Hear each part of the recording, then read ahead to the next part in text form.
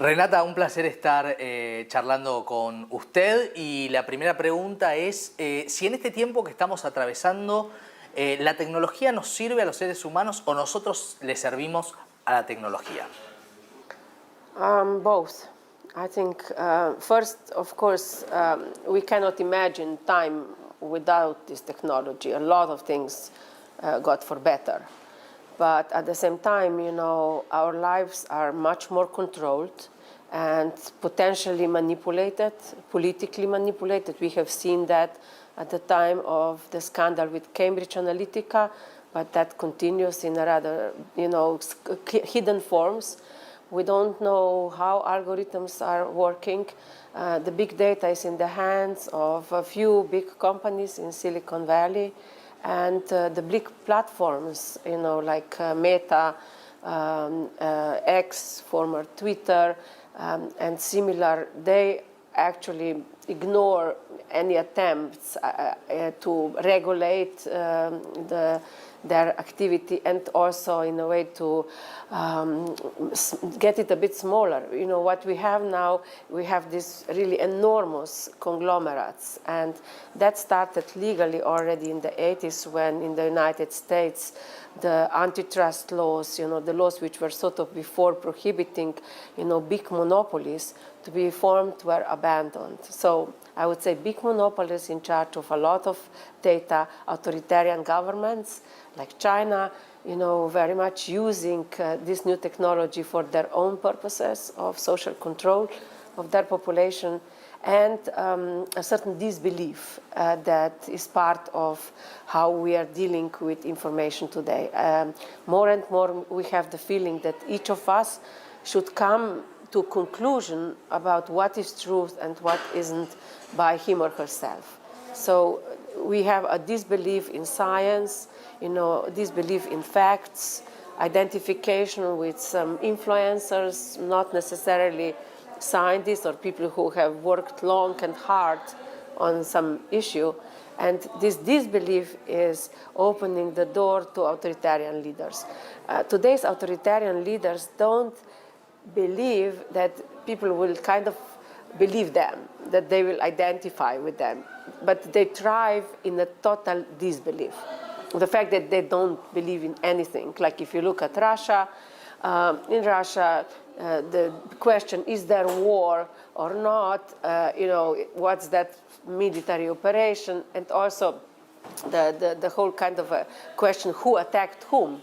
You know, a lot of people nowadays think that it is actually NATO and the West which is behind this war, although, you know, it is clear that Russia started the occupation of Ukraine. I will just add here that many politicians today act like performance artists.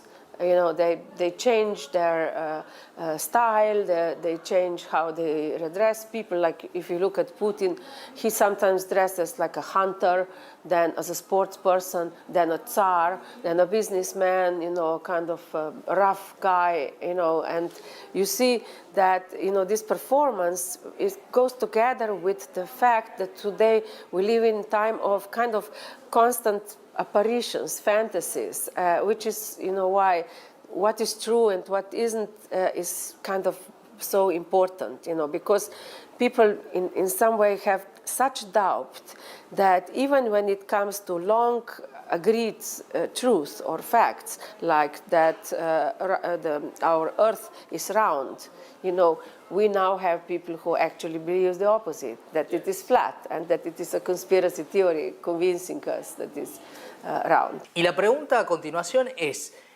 si hay tanta sujeción y tanto condicionamiento a los sujetos por parte de la tecnología y el Big Data, ¿hay salida? ¿Hay una salida para poder tener cierto nivel de libertad? Yes, a lot of societies are thinking how to go back to thinking about community. You know, there are a lot of people very isolated. Loneliness is one of the biggest problems in the world. and people are thinking also to organize. So I would say that yes, we are having movement. Trade union movements around the world are getting stronger. In the United States, for example, in the car industry, which is a strong industry, they have been very active lately, and I think that there is an attempt to organize, but I think that majority of population is too exhausted and too perturbed by all the negative news that are coming down their way, that they're more and more closing their eyes just to protect themselves mentally. When you are watching the news, there is like a catastrophe after catastrophe, and just to survive, a lot of people are switching off to the news, and I would say that that's like an apathy that we observe today, which is sometimes really self-protecting. Y quiero preguntarle cómo se vinculan la ignorancia y el negacionismo. There are different ways of not dealing with something. Quite often, negation is sort of like a stronger way of saying, I don't want to deal with this, or this doesn't exist. Let's say if you look at Argentina in regard to your disappeared, your junta, you have some people who think, oh, it didn't happen, so that would be like a negation. Yes. Or like a Holocaust denial. It didn't happen. Ignorance is more complex, because with ignorance quite often we know that it happened, but we don't want to deal with it, or we cannot deal with it. So ignorance, there are two things. If I go back to, let's say, the traumatic history in Argentina, ignorance can be for some who have been victims of the aggression, that they just want to close their eyes because it's too traumatic to deal with it.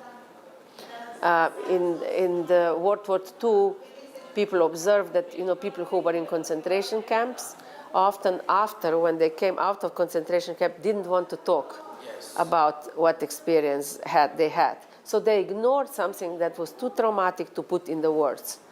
They don't deny that it happened. They just cannot mentally handle it. Or because of trauma. Yeah, that is trauma. Or you have a structural type of ignorance where, certain powerful institutions, people don't want you to know. Let's say that you have a big accident or a big corporation. Quite often they believe, oh, we didn't know anything, like, we just sort of were not informed, which is not true. But they pretend. Or, there is ignorance, another structural ignorance in regards to big data, which is collected about us. Here we can't know as individuals what exactly is collected about us. It's this opaque world. We are agreeing, constantly ticking the boxes for cookies, but we don't know really who is collecting our, data. Yes. And the companies rely on that, inability to know. They want us to be ignorant. Yes. Pasando ahora a otro de sus libros, a Humano Virus, el último publicado en Argentina, donde habla de la pandemia, ¿qué conceptos quedan en claro respecto de lo que pasó en la pandemia? Todavía quizás no tenemos tanta distancia, pero ¿qué cosas ya son evidentes de este episodio tan singular que hemos vivido? Yeah, if you look at previous pandemics, you will see that very quickly, when the pandemic sort of slightly got less strong, people started ignoring it.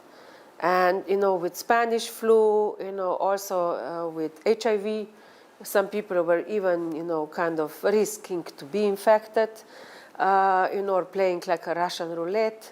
So I would say with COVID, we very quickly had a certain kind of ignorance. And also maybe out of exhaustion, we had a desire at first to party or just, enjoy life. However, a lot of people are still affected by it. Not only that a lot of people lost their loved ones, but their lives changed. Some are dealing with the consequences of long COVID.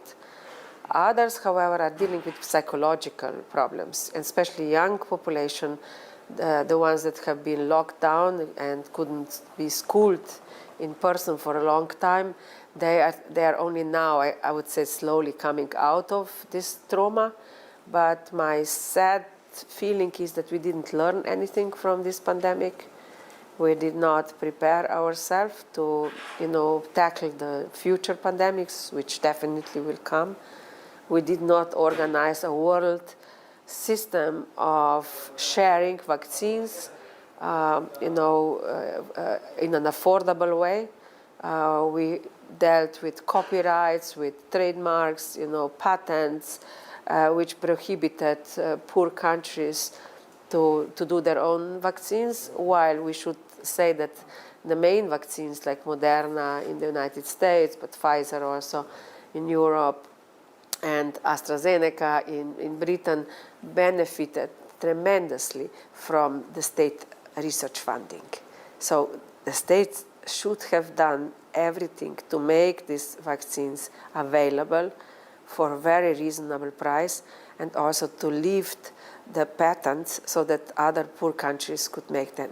And I think that here we created a distrust in science, also a new division in the world.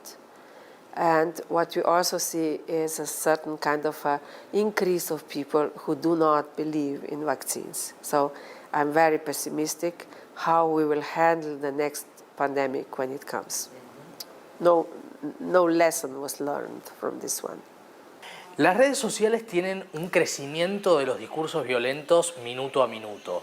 ¿Hay un riesgo real, hay una posibilidad real de que eso se traslade a la vida, que se traslade a los cuerpos y a los vínculos entre los seres humanos? It's not necessary that this aggression goes to real life. For some people, it might be enough that they, let off their steam online. Instead of fighting with their partner, they're fighting online with some anonymous figures, so they are getting out of them all the anger, but towards these people whom they will never see.